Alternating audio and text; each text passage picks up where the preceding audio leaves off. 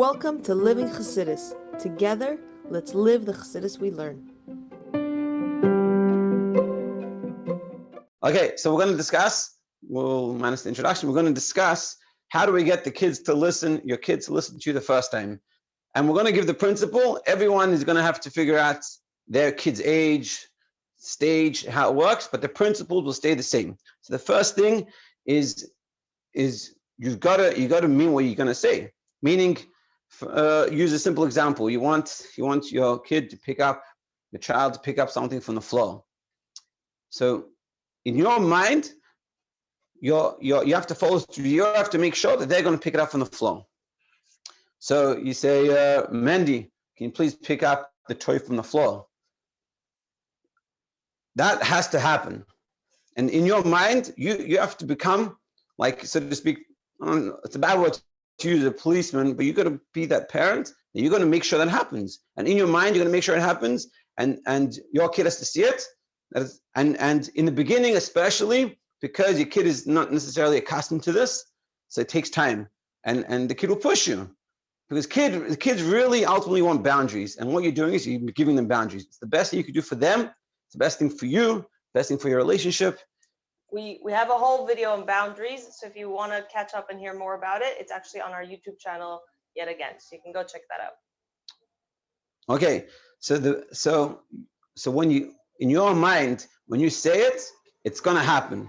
And you'll do whatever it takes. So in a simple sense, you tell the kid, together with that, if you think about it, it's how do you say it? If you come to your kid, you're telling something important. Let's say, Chas v'shalom, the kid is starting to walk close to the street. You're not going to say, Mendele, is that such a good idea? You're going to be very intense about it. And here, the same thing. You don't have to be wild. Don't get emotional, but have that seriousness. It's also the way you face the kid.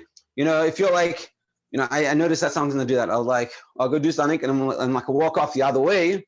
The kid's like, he's walking the other way. He's not going to take it. It doesn't matter. So if you come, you face your child, and you say, "Can you please pick that up?"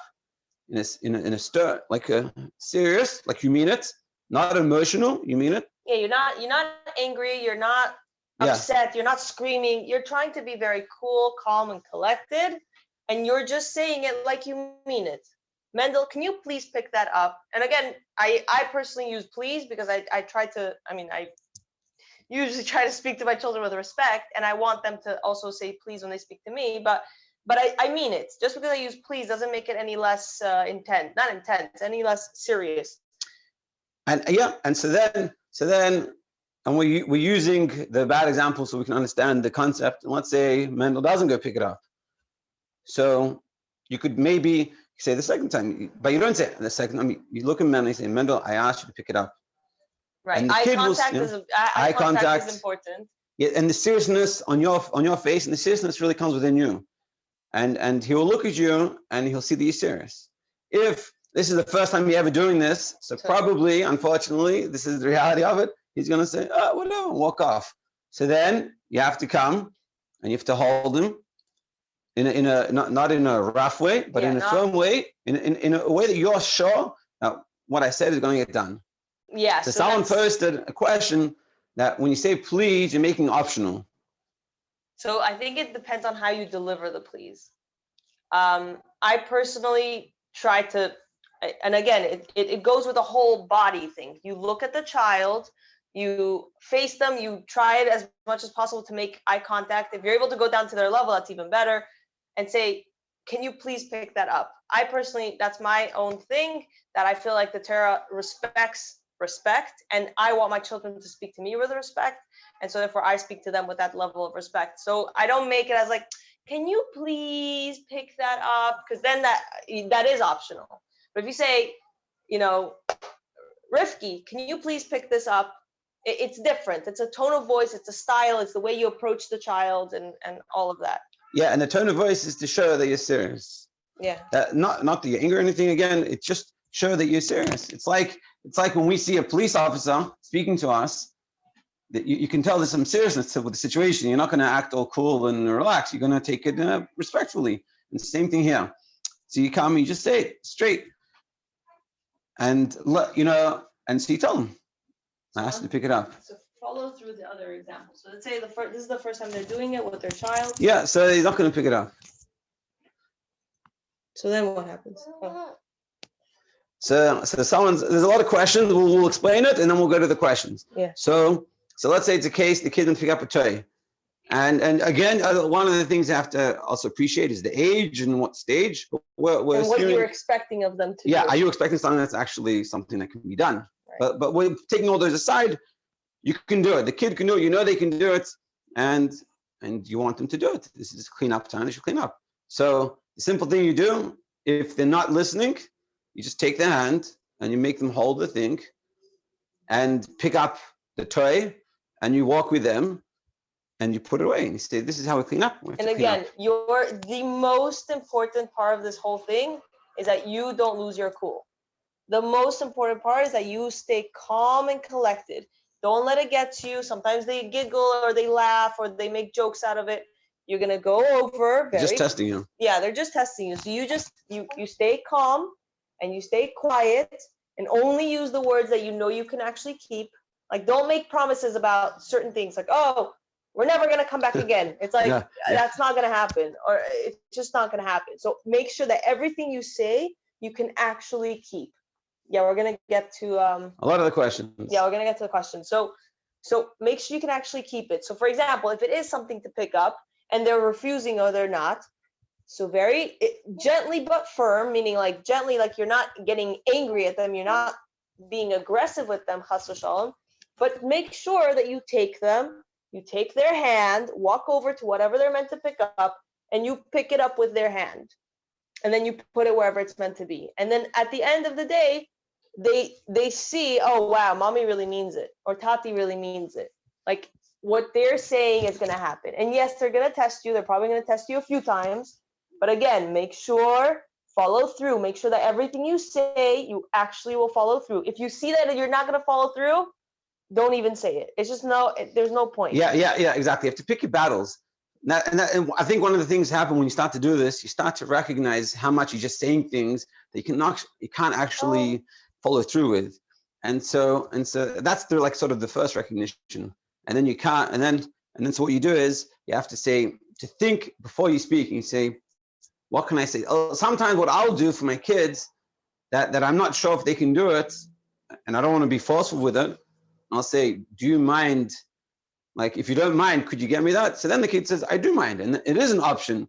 And I'm fine. I'm not going to do, because I not have the time or the patience to deal with it. Now, again, in the beginning, because it's new, so they push you and they try.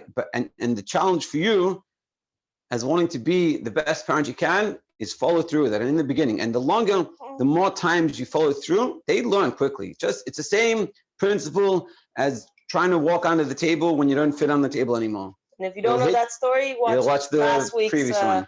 What will happen is you'll hit your head the first time, and maybe 2 more times before you're not going to do it again. It's the same thing. And the kid is going to see it's not beneficial to not listen. And it goes with everything. Let's say, for example, the kid is old enough to clean up after themselves. Same thing. Or they're making a mess on the floor to they eat. You know, a simple example, kids, and I see this, and this is one of the things that like instill in our kids, is that let's say a kid sitting on the table eating dinner, and they spill something on the floor, they drop their fork. So what do they tell you? Mommy, can you pick it up? Don't do it. Maybe once, if it's by accident, but as a rule, I let them do it. Why? Why don't you put your fork on the floor? Why don't you make a mess on the floor? Do you ever wondered why you don't make a mess on the floor and just chuck your things around? Because in the end, you have to clean it up. You don't want to sit there cleaning up all the day. So you make sure not to make a mess. But if your kid doesn't learn that rule, so he's like, hey, I could just make a mess on the floor because someone else cleans it up. Mommy cleans it up, so what's the difference to me? But if a kid drops something on the floor, their fork on the floor, and you say, come, and I tell them get it themselves, or you lift them up. You lift them out of you take the chair and you make them go down and pick it up. It's a hassle for them. Also, you don't make it easy when you're trying to let them experience it. So you don't take them down and help them. You make them do it themselves. Yes, what we do is we help. Age appropriate, of course. Good question.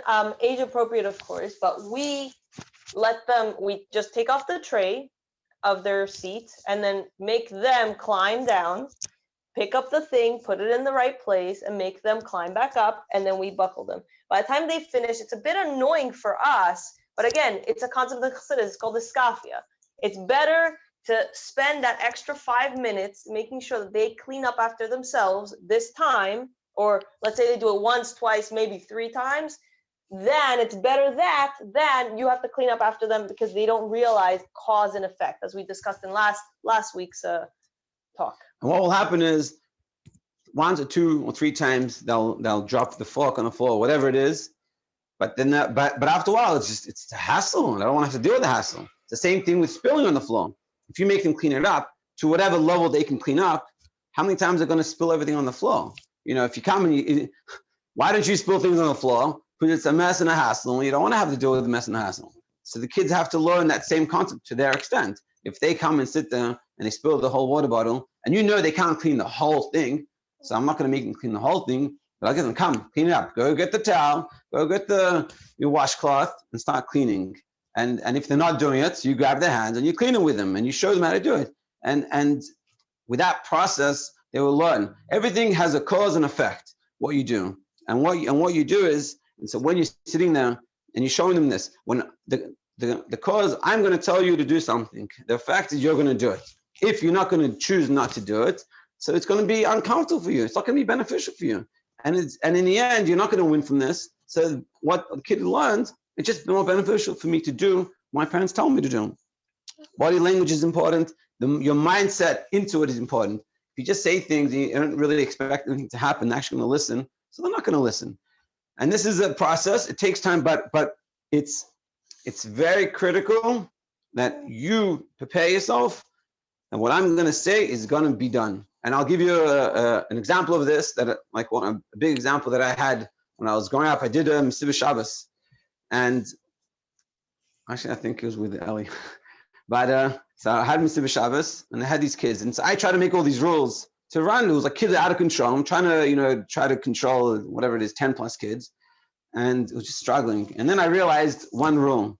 And I said, this is one rule, and I can remember it. It's easy, and I can follow through with it. Basically, at the end of the time, they would always get 2 snacks. They get a drink and some chips. So I said, there's one rule. I say everything only once. If I say it twice, then you miss out part of your refreshments. And that was the rule. And if I have to do that again, so you miss out both of your refreshments. And I told them, my co-counsel, I said, we have to make sure to pay attention who it is and make sure that they miss. So the kids didn't trust me. Yeah, whatever, really. So they did whatever they wanted. Came to the snack time in the end. Out of 10 kids, about 5 kids missed. And they're like, hey, why am I not getting? So I said, I told you in such and such situation once, and you didn't listen. I have to tell you again. And the rule is, if I tell you twice, you miss out part of your refreshments. The kid was like, The next week happened, 3 kids missed. And the week after that, no kids missed. And from that point on, they never missed. Why? Because they knew there's a cause and effect. Now, if I listen to him, I get my snack in the end. If I don't listen to him, I miss out on my snack. Is it worth it? It's not worth it. And same thing, if you're going to say something and it's going to be done, so it's just quicker and easier for the child to just do it the first time. What you'll probably see when you try this is that you say a lot of things that it's not going to be done. And it's a practice. But the problem is, if you're not consistent with it, and one time you say, and you follow through with it, and then something else, you don't follow through with it, so the kid has this mixed message. It's like sometimes you walk under the table and you hit your head, or sometimes you don't hit your head. So it's a mixed messaging and you don't understand. And the key is to try to be consistent, which it takes time and you practice. Listen, and like I said to you in the beginning, I have stages that goes up and down, up and down. Now, I think Baruch Hashem, it's generally straight, not so up and down, but it happens. And what happens, and I'll notice at a certain point, I'm like, man, he's not listening to me. And then I'll say, I realize, like I'll say to myself, I'll tell them, how about it? Like I realize I'm not being consistent. I got to be careful with what I'm saying. And I start to think about what I'm saying. And I notice it, and you'll start to notice it. I'm saying things, but they're not being heard. Let's say you say to the kid, go get dressed. And then you walk off making breakfast. 5 minutes later, the kid's still not dressed. Building Legos. Yeah, you build Legos, and you're like, what? But and so we blame the kid, but it's us. We didn't follow through with it. Whereas if I come and I say, come, go get dressed, and I stand there watching them. So in the beginning, what happens? You have to be there. You have to be showing them that you're going to follow through with it, and they will realize it. But as you go along, you don't need to stand there because they already know. They already know when you tell them something, it has to get done. And they don't even think twice. But every so often, you have to be aware because they're going to suddenly catch you not being so consistent. So you have to make sure you come to consistent. But once you get to that point where they're listening to you, it's just continuing doing this, just continuing, and you'll see it's like it's the best feeling. I'm telling you, when you go to the park or you go anywhere, I see kids that don't listen to their parents, and the kids run the street, and it freaks me out. And for me, it's so enjoyable when I just tell my kid, Leivik, stop there, and he just stops, and it's like, yes, it's like it's this calmness. It's like menuchas nefesh. A few days ago, someone asked me, "How do you get your kids to come at the park?" How do you Literally, get that kids to come? exactly. Yeah. And also together with that last thing, and then we'll check the questions, is that be careful that you're on the same page as your spouse, because that's not going to be a good idea. If you say something and then the spouse comes and says something else, then the kid's going to see that he can jump around between you two, and that's not good. So you have to make sure you're on the same page. Let's say a kid says, "Can I go do this?" So you ask, you say, "What did mommy say?" or "What did Tati say?" And that keeps you on the same page. And Yeah. So a few of the questions that came in on writing we have is, how do you get them to listen right away, though, especially for kids with major time management problems? So I'm not sure what the time management problem has to do with it, but the more you follow through with this, the more they'll listen right away. if you're standing next to them, Yeah, make sure that you follow through day in, day out, and make sure that what you say you really mean. Please don't make threats that you can't keep. Like if you're gonna say you're at the store and if somebody touches something, we're all gonna leave. That's not realistic. You have to still finish shopping. So you can't say we're leaving, that's it.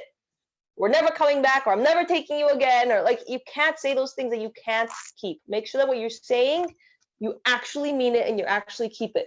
Also, make sure that you don't repeat yourself. Many times we're like, go do this thing, go get dressed. And like we're so spaced out in our phones and making breakfast and this and that and the other, we don't realize that we're saying it several times without it being kept. When you open your mouth, you have to have intention. And again, it's chassidus. When you make an action, you have to have the kavanah behind it. You should. You have to know that what you're doing is what you're really gonna keep. Just two things together with that. If you start it, you'll see by the second day be a totally different experience. I think what more you'll realize is learning what you're doing and how you have to change the way you're speaking.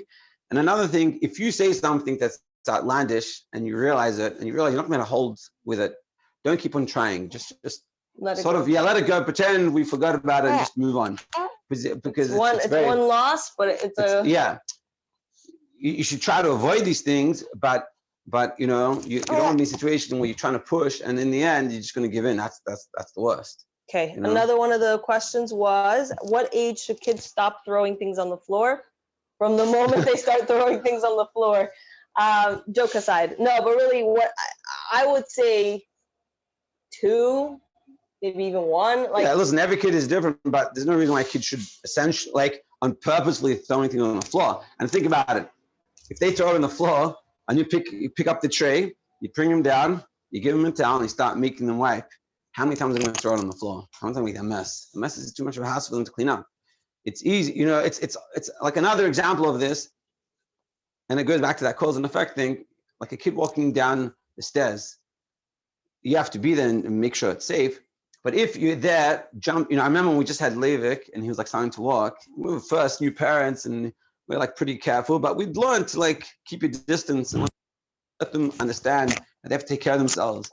And I came downstairs, and we were in the car, and some other parents living here, and they were jumping the parents. The kid would do craziest things. He'd jump and try to land on the ground and climb trees. And I was like, wow. And the parents are running after the kid. And I realized because the kid doesn't understand the boundaries, doesn't understand the effects of what's happening, because he's just getting. He always gets safe. Yeah. And so this is what you're teaching them. When you're doing these things is, if you clean up after them, then they're getting safe. They don't have to worry about it. Whereas if they clean up themselves, they understand this. They can't make a mess. Then when they go to other people's houses or whatever, kids are making a mess everywhere. But he knows from experience that making a mess means cleaning up the mess. Another question was, which one is the boundaries video? So if you go on our YouTube channel and look the playlist for Living Chinuch playlist, so there's one that we did before Corona. So we did a few of them before Corona. I think the second one is boundaries. Another one is like the kid that asked for a few more minutes. So this is, it's like, oh, I just need one more. I just need one more. I just need one more. That's what they're asking. So what? It goes back to looking at yourself. Who are you? And what's your relationship with your kids? If you're a parent, you know, a policeman comes and pulls you over, you're not going to say to him, hey, one more minute, I'm just in the middle of something. And for us, we instill this, we try this very much, that when we say something, you know, like, and I love it, like our kids, they say, I'm coming. You call them, that even before they're there, they say, I'm coming, because they understand that when you've called them, they should come. And you have to make sure to call them for the right reason, and just, but when you call them, it's important enough that I'm expecting you to come straight away, so you should be coming straight away. So when they say just a few more minutes, they shouldn't be saying that. And meaning the situation shouldn't arrive. If it's something taka, they need a few more minutes. So then you have to realize that, and you have to wait and let them and let them finish up before I say, you know, a few more minutes and then finish up and we're going to go. You know, that's also, you can give them a heads up. It's not like stop in the middle. I always try to give them a heads up. Say, okay, 5 minutes and then we're going from the park, whatever it is. 5 minutes playing and then we're going to get ready for bed. So they have that mental preparation they have. But once that, and so then you can say, let's close up. Yeah. Another thing is that this use of like police, I would be careful with it. Yeah, I don't mean it in the being you should be a policeman. I mean it in the sense that the attitude you feel when you're in front of the policeman is not just children relax, but it's like, I'm listening. Right. That's all I mean. You should not be a policeman. As Manas Friedman says, you should be a sergeant. Drill sergeant. Yeah. Drill sergeant. So not a policeman. Something else to note is that here we're tackling situations where someone is not, like a child is not listening, then we're tackling a situation of a negative. But realize that the essence of this whole thing is really meant to be that we're trying to be as positive as possible. We're trying to really instill love in our children. We're trying to show them how much we care about them. We're so proud of them, and we're constantly, I call it a 5-to-1. 5 positive encounters and 1 harder encounter, let's say. So realize that right now we're tackling like a negative situation, not negative, but like a harder situation. But the rest of the time is spent trying to build them up. Find every single thing you can to compliment. And specific compliments, not just like, oh, you're such a good boy, you're such a good girl, such a yingle, or whatever you want to call them. Like it's saying, how, wow, you did such a beautiful job with your homework today, or you did such an incredible job picking that up, or you listened to mommy quickly today. So many things that you can find to compliment them, so that way you don't feel like a policeman. Yeah, but they love you and they want to respect you. They want to be there for you. But I think together with that, the purpose of what we're doing here, what we're discussing, and how to make them listen to you the first time, is that you can be in those better situations where you can be complimenting them and saying all those good things. But it's hard if you're constantly running after your kids, or your kids are not listening, and it's a hassle, and anything done is like a hassle and just tiring. So then you don't have those. It's hard to make those opportunities. This part of this is not just they get to listen to me finally. It's you get to change your relationship, and then your relationship is not based off, is he listening to me, or is she not listening to me? But it's more, let's talk, let's hear stories, let's play together, let's spend some time together. But it's harder when you're constantly trying to just fight with them listening versus not listening. You know, walking to the park and you're constantly stressed out about, you don't have time to like have a conversation. You're stressed out. They're gonna get too close to it or not. They're not gonna listen to me. So I have to be careful. Whereas when we've gotten this foundation of I say something and listen to, so then you can go on to the next beautiful part of it and just enjoying your kids. Yes, beautiful. Another question: should consequences be directly related to what they are doing? For example, what to do if child won't get in a car seat? So I want to speak about the car seat actually. Many of these things you could actually propose them already in a positive way.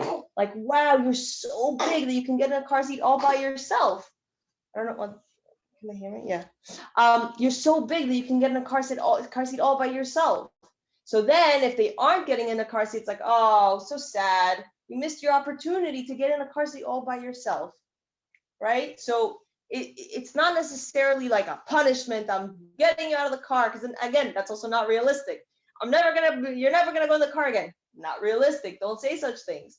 But if you say, such a shame that you missed this incredible opportunity to get in the car seat all by yourself. You're such a big boy, or you're such a big girl, and you could do it. Look, all the big kids get in the car seat by themselves, but you're missing out. So that might be it's not a punishment, but it's a natural consequence. If they're not mature enough to do it, so then they're missing out on this opportunity of feeling and acting mature. Also together with that, I think maybe the question is also like, because the consequence should relate, should relate. It's like the consequence of walking under the table when you're too big is your head. It's not some separate thing. They go together. Whereas maybe in the car seat, it's not like he can say, if you're not going to get in the car seat, you're not coming. You can't do that. So if you see that they're not going to listen to you by you saying it by themselves, so you just do whatever you need to do to get it done. But with this, if you start off with the things that you can get them to listen to, and they will listen, so then the other things will automatically come along. Yes. And you won't have to deal with it. It won't be, it's not like every little thing you have to tell them, you have to make sure they follow. When they start to see the pattern of what you're saying actually is going to happen, so then they will understand with everything, with all the things. And then you just have to be careful what you're saying, but it will just play it out with everything, and you'll find everything much easier. And then you can do like what she's saying, you just sort of flip it, and it's like who's a big person and who's a big boy in this room? Let's see who can climb up by themselves into the car seat, and then we'll just like automatically go to that direction. Yeah, and to add to that, I want to reinstill the aspect of grab your easy pickings, the things that you for sure are gonna win at. So make sure to say it and be consistent about it. If it's something that's easy that you can make sure that they do it, and make sure that you stand your ground, look at them, make sure that they do it, and do it as often as possible. The small easy things. In the small easy things, that way you won't have to deal with the big things. Exactly. They already understand it already. Right. Okay, another question is, when you say 5 more minutes, then we are leaving, is using a timer okay, or better not to, so they get used to listening to you right away? You can use a timer, but it doesn't have to be like a public thing. We're using a timer. It's just for yourself. You can use it, whatever works for you. It doesn't, if you want specifically 5 minutes and you have that time for yourself, so you can do it. If you don't, it doesn't have to be for them. It's more just yourself. You're saying 5 minutes. It's a mental preparation for them. It's like imagine you're in the middle of a good game and suddenly someone just goes, okay, stop, we're gonna go. You're like, oh man, I'm in the middle of a good game. So you're giving them that heads up, and that like it prepares them. And I think it's less of an issue on the timer. Like it's less of the timer is for time, but your word, once those 5 minutes, when you give the 5 minute warning, your word is what matters. And when you're about to leave, your word is what matters. So timer is just for time. The authority on your word is your word. Does that make sense? Meaning like, it's not like, oh, when the timer beeps, we leave. It's more like when the timer beeps, I say we leave. Yeah. That's what I'm trying to get at. And also the continuation of that discussion about the consequence should connect. And also the consequence, you're not trying to punish them. I think that's also like one thing we realize. I'm not trying to sit there and make you suffer as much as I'm just trying to make you learn that this is not beneficial for you. We had let's say a kid's doing something that he shouldn't be doing. And so we had kid was biting his nails. So we said, in order to help you stop biting your nails, anytime we find you biting nails, we'll send you to the room. You have to wait a minute. And it wasn't like a negative way or any way. Yeah, it wasn't a punishment. It was just a way. And I told him, so this is just so you'll realize that you shouldn't do it. And so he did it like 1 day, 2 days, and he stopped. And it wasn't cry, wasn't unhappy. It was just a way to remind him that I shouldn't be doing this. And we also forgraved with him at different times, like not in the time when he was biting his nails, but at a random when he was playing or in the bathtub or whatever, we would say, oh, you're not meant to eat this. It's klippa. I spoke about having healthy nails and how important it is in order to be able to open things and, whatever. I instilled in him the knowledge, because our job is to raise our children. Our job is not just to like stick them in a box, but it's to give them the education so that they themselves want to do what's right. So if I explain to him, not at the time when he's biting his nails, but at a different time when he's calm and he's just living life. And I explained to him the beauty of having nails and not biting them. So then he starts to think and he processes it, not as a punishment. He processes at his own decision that he doesn't want to. If I haven't answered your question, if you can send it to Living Chassidus number 2, then I'll have it here open. In the meantime, there was a question from last week that we didn't get to. So we wanted to bring that up. So one of them was that the child is coming and telling the parent after school that a kid threw grass at him. And so the parent comes and tells the child to speak to the teacher, but the kid doesn't want to. So is there, from the mother's perspective, I think she's here, is there anything you'd like to add, or should we just answer what from the knowledge that we have? We'll give 2 seconds. No. Hi. Oh, wait, we can't. Hold on. I want to be able to hear you. Okay. I think we can hear you now. Hi, can you hear me? Yes. Oh, wait. Turn it down. Sorry about that. Need earphones. Okay. I can hear you in my ear.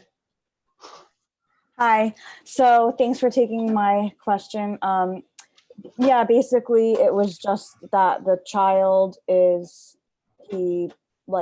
told that he had grass thrown on him, and how should I have him address it, and how should I address it at home? How should I address his emotions related to it when he's home? Like, do I encourage, oh, how did that make you feel?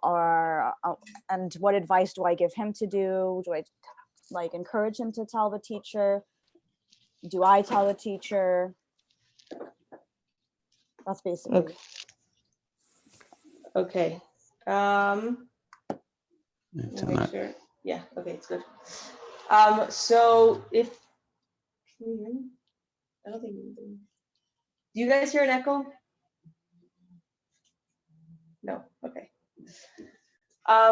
So in regards, so the 2 main points that I wanted to share is, that's fine, they don't hear.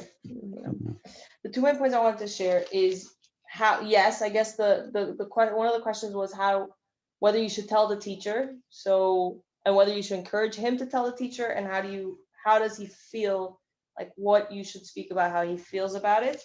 So I think we just want a general thing that I think we can't stress enough, and when we do this, is that we're very in touch with our teachers. Like, that's what it is, and we know everything that's going on. If we have an issue, straight away we go to them. It's just a general communication. So then, I think that's an important thing. At the end of the day, your kids' education, it's your kids, and the teacher, his job is to teach. Whether he does a good job or doesn't do a good job, he doesn't care about your kid as much as you care about your kid. And we've been in touch with our teachers very much. It takes a long time. It doesn't, it's not like 5 minutes. We put in the time, and every kid comes with his pakalach that you have to deal with. And you want to be as close to the teacher as possible to be able to figure what those are, especially, when you're a parent and you have your first child, you don't necessarily know everything. And I call the first kid the carbon. That's where you learn everything. But that's the reality. And I see with my kids, the second kid, he's way advanced in a lot of things because we've experienced this. We understand what's expected. We understand where we should be holding. We understand what needs to be done because we learned it with the first kid. So it's very important to be in touch with the teacher, to understand what's going on. What's the teacher doing? Is it being successful? Is he looking at my kid in a certain way that he shouldn't be? Is he pushing my kid more than he should be? What's going on? And that will only happen if you're really in touch with them. And it might take a little bit of time and effort. We have 3 kids in school, and we speak to all the teachers probably once a week. Yeah, and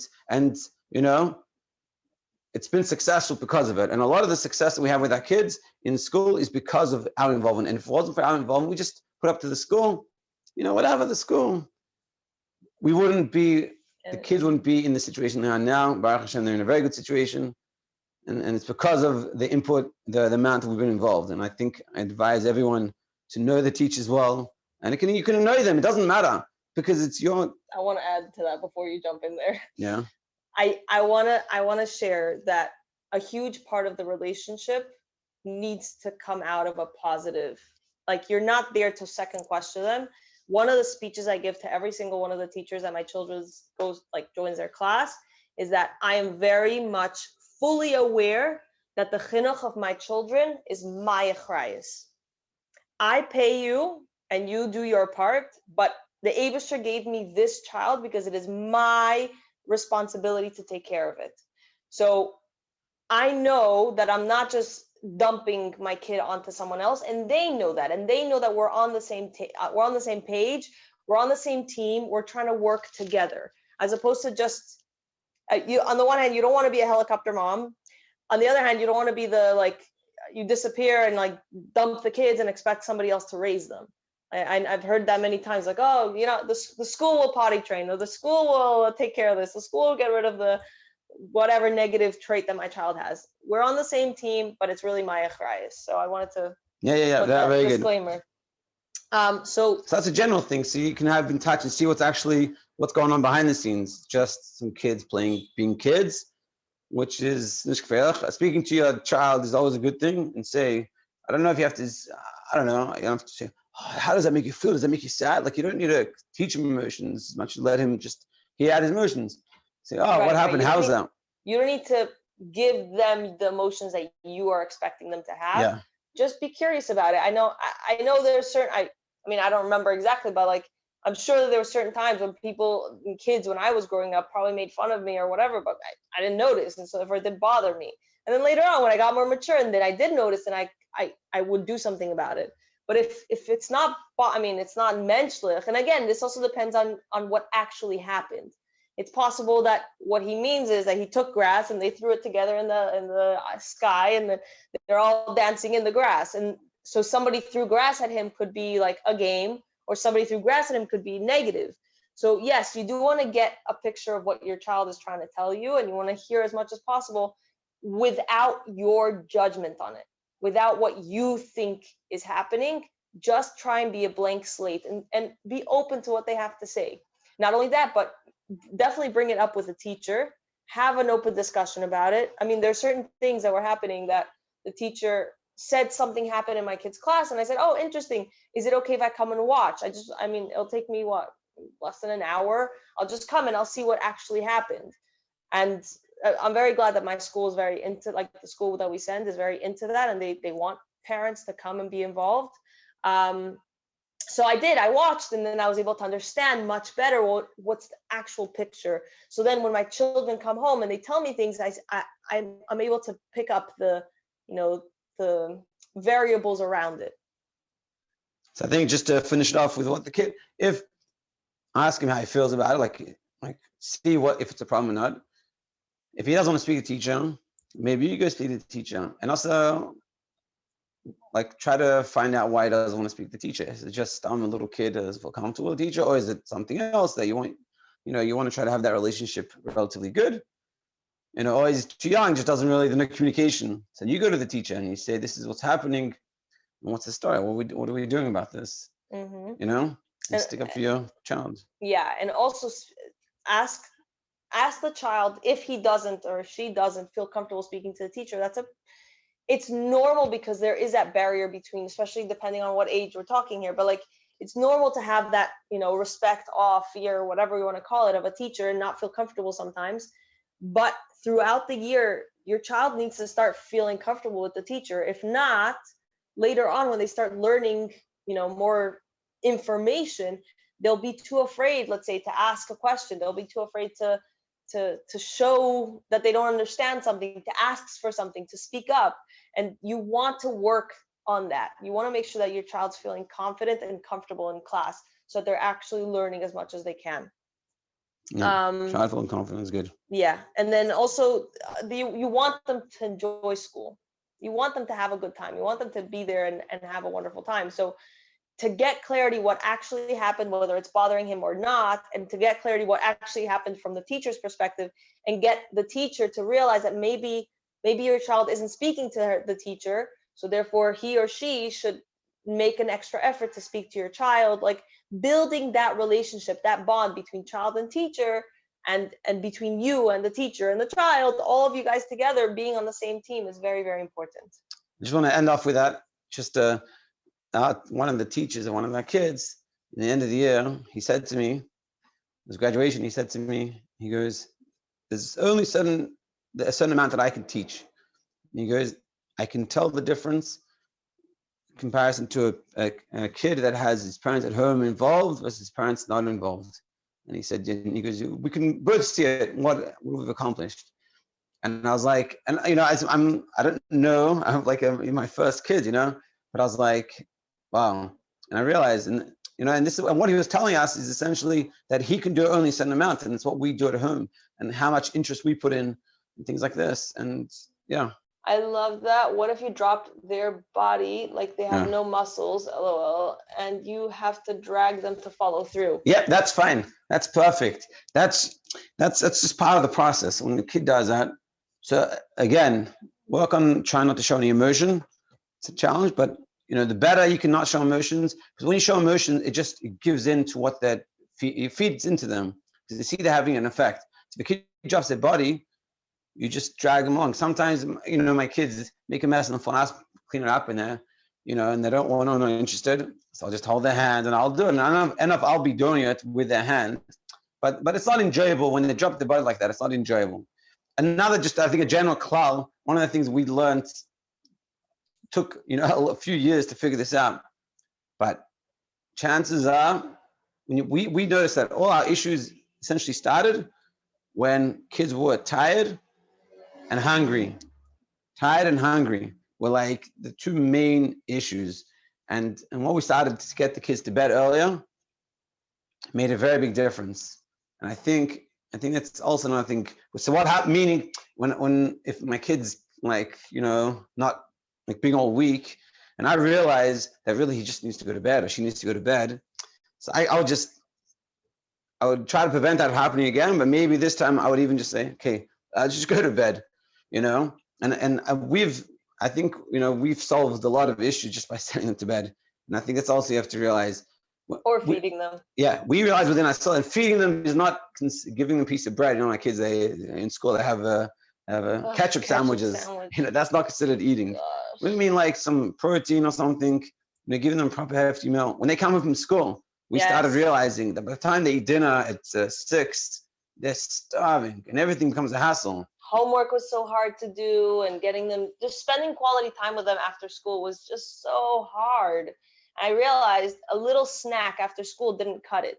We started giving more of a hefty meal. Or would sort of do dinner earlier, 4:30 dinner. And then the rest of the night, the kids are like, they're functional. Yeah. And I think also for ourselves, if we're tired and we're hungry, it makes a big difference how we deal with situations. And for the kids, for sure. And we realize this, and we cut down bedtime, like make sure to go to bed earlier. And we can tell now, it's like, just go to bed. And we won't deal with the issue, because with the issue is not this little thing they're complaining about or they're not wanting to do. It's just they need to go to bed. And that's one of the things also to recognize, are they hungry or are they tired? The first question, if they're not wanting to do what you want, are they hungry or are they tired? But if they're limp, it's a drag a little bit, but you show that it doesn't affect you. It doesn't make a difference to you, and they could make a temper tantrum. You just have to, don't worry about it. You have to have that look like, I'm good. I can do this and I'm fine. And they're trying to just push you and trying to get what they want. And if you show them that I'm going to do this, I'm here and I can do this all night this way. Don't speak and have all these discussions. If you ask them to do something specific, let's say they don't do it. Another example, they don't do something, you ask them to do them. So you might say, no, we need to do this. I don't want to do it. So if you're not going to do it, then you're going to have to go, time out. And what they're going to do, they're going to come and start making a noise and screaming. If it's not near you, it doesn't bother you, you don't have to worry about it. They come and start and doing these things. You just act cool. If they have to be in the corner, put them back in the corner. They might walk off. So you don't have to one of the things is if they walk off, if you stand next to them and you put them back down, it doesn't gain anything. But if you stand further away, like, back in their room, and then they walk off to the room and you have to take them all the way back, 5 times of going back and forth, it gets tiring for them. Like, it's annoying. And again, you have to make sure not to lose your cool. If you give them a negative reaction, like, stop Mendel or stop Chaya or whatever, and you like get heated about it, then they realize that they're getting a reward. They're pushing a button and there's sparkles are coming out. So you just you walk back with them quietly, don't say anything, don't lose, like, just very calm. This is what it is. At this point, you're not behaving in a way that should be with the rest of us. And so therefore you have to sit over here. And again, you don't say it, but in your mind, this is what you think. You take them back and then you put them back down. You take them back and then you put them back down. And sometimes it takes a while, especially if there's, you haven't done this before, but cool, calm, and collected. Again, remember, realize that this is all Torah. In halacha, we say what we do and we do what we say. That's just, it is what it is. It's boundaries. We have boundaries all over the place. So here you're just being relaxed about it, making sure that it gets kept in a very calm and relaxed way. And again, we can do this next week, talk about it again. It's not, it takes time. It took us time to figure this out, understand this, and to realize this. And, and we went to Al Mashpia and talk about this, and it takes time. And then it's like, and then it gets to the stage where it's working, and then it stops working. You're like, oh, why isn't it working anymore? So they're like, well, you're not doing it again. Like, what do you mean I'm not doing it? But and you're like, okay, I guess I'm not doing it. So it takes time. There's nothing, it's very much trying, just trying, keep on trying. And then, you can say, oh, but why didn't it work this time? Or why didn't I? And you'll work on it. And, I'm telling you, if you keep on trying, you'll see. If you do it, if you manage to do it consistently the first time, by the end of the day, you'll be a different day. And the next day, it'll be a totally different experience. Mm-hmm. But if you don't know a little bit, it'll be little mistakes. It'll be fine. You'll work and it won't work, and we'll just continue. You'll call us back. We'll figure it out again. Yeah, there was one question. What if kid won't let you help him pick something up? Meaning, if you were to try to help him, it would hurt him, chas v'shalom, because he's pulling away. Say that again. Let's say you're. I think this is related to the conversation earlier, where you're saying, okay, grab his hand and with his hand pick it up. Yeah. But he doesn't, and you're afraid of hurting him by forcing him. So you hold him with the other hand. You don't have to do it in a way. Listen, they get hurt a little bit. It's nish gefährlich. It's a lot. So, 1 second, rewind before you say that and get chas v'shalom sued. That's not what we mean. What we mean is that if it's a natural consequence that they chose to hurt themselves for this, not that you hurt them, but they chose to fight it out so much that they end up, it's kind of like a kid that wants to scream. We had, I think the previous thing was a kid that wanted to scream in class. So if they're going to scream their head off to the point that their throat hurts, so that's their choice. You didn't make them scream. So too here, you asked them nicely, or told them nicely, you asked to follow through, and again, you're not trying to hurt them, and that's not the purpose at all. Chas v'shalom, chas v'shalom. Yeah. If they themselves kick and scream to such a point that their throat hurts or their feet hurt from kicking, you didn't do anything. It was a natural consequence of their decision. And you know what? Maybe that's a good lesson for them not to throw a temper tantrum. I don't throw temper tantrums. That hurts my throat and it hurts my legs and it hurts my feet. So I wouldn't do that. So it's possible that this might be a good lesson for them, as long as you don't lose your cool, as long as you're not the one that gets so angry that you squeeze them or you get so angry that you shove them. So then if that's where you're headed, anger is never good. And so you have to step back and maybe let this go.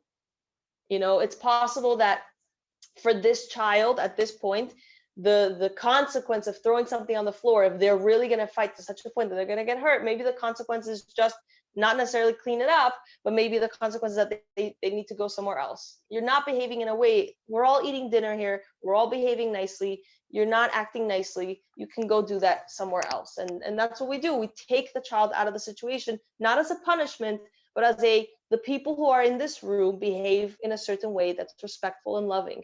If you're not fitting with what's happening in this room, you don't get to be in this room. When you're ready to come and behave nicely like the rest of us, then you can come back. And again, it's not go to your room. It's not an anger. It's very calm. It's very direct. This is just what it is. It's kind of like, you know, you don't go to the base of Mikdash and like throw stuff. Someone's gonna nicely tell you, please come out. Like, this is not where you do that. I think also just to, like, maybe to end it off, that together with this, then once it's finished, once the consequence happened, we don't have a grudge against them for the rest of the day. Yes, it's very important. You're good. It's tshuva. You know, we say slach lanu avinu, and it's a bracha, which means we were forgiven. And the same thing, once they've done whatever they need to do, we're good. And then you can go play with them. Yeah, it's as if it didn't happen. Like, yeah, you just move on, and if anything, you give them opportunities to compliment them. So you could be like, oh, can you just pass me that water bottle? It's like, oh, thank you so much. You passed me the water bottle straight away. What a good boy, whatever it is, you know. And you can always, don't try to, like, whatever. It's a natural, I think, tendency is like, but we have to move on. We're happy. Yes. Okay. I hope this was helpful. Mitzvah Hashem. We'll have more again next week. And again, if you've missed any of the other ones, go to our YouTube channel, Living Chassidus, and you can look on the playlist, which is called Living Chinuch, and you can check out all the other ones there. Thank you, everybody.